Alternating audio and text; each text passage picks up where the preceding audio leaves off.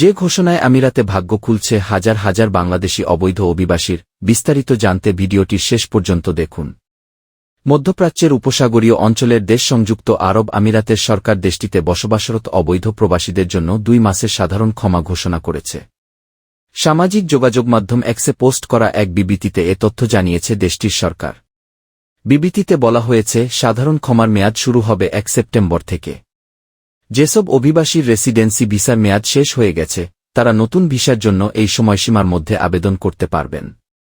কেউ যদি এই সময়সীমার মধ্যে আমিরাত ত্যাগ করতে চান, তারাও কোনো প্রকার জরিমানা প্রদান ছাড়াই দেশ ত্যাগ করতে পারবেন।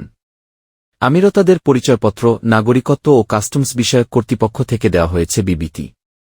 সংযুক্ত আরব আমিরাতে অবৈধভাবে বসবাসকারীদের জন্য 2 মাসের সাধারণ ক্ষমা ঘোষণা করেছে দেশটির সরকার। এই সময়ের মধ্যে অবৈধ প্রবাসীরা জরিমানা ছাড়াই ভিসা নবায়ন অথবা নিজ দেশে ফিরে যেতে পারবেন। এই সাধারণ ক্ষমায় দেশটিতে বসবাসরত অন্তত ৫০,০০০ বাংলাদেশি বৈধ হওয়ার সুযোগ পেতে পারেন।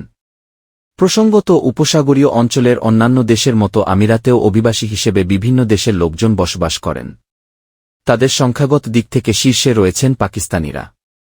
এরপর দ্বিতীয় ও তৃতীয় স্থানে রয়েছেন যথাক্রমে ভারতীয় এবং বাংলাদেশিরা। করোনা মহামারীর ধাক্কা কেটে যাওয়ার পর 2021 সালে ভিজিট ভিসা চালু করে আমিরাতের সরকার। সে সময় এই ভিসায় দেশটিতে গিয়েছেন শত শত বাংলাদেশি। এদের অনেকেরই দেশটিতে বসবাসের মেয়াদ শেষ হয়ে গেছে। এদের আগে যারা আমিরাতে গিয়েছিলেন, তাদের মধ্যেও অনেকের ভিসার মেয়াদ আর নেই। সৌদি সরকারের সাধারণ ক্ষমা তাদের সমানে বড় সুযোগ খুলে দিয়েছে বলে মনে করছেন অভিবাসী বিশেষজ্ঞরা।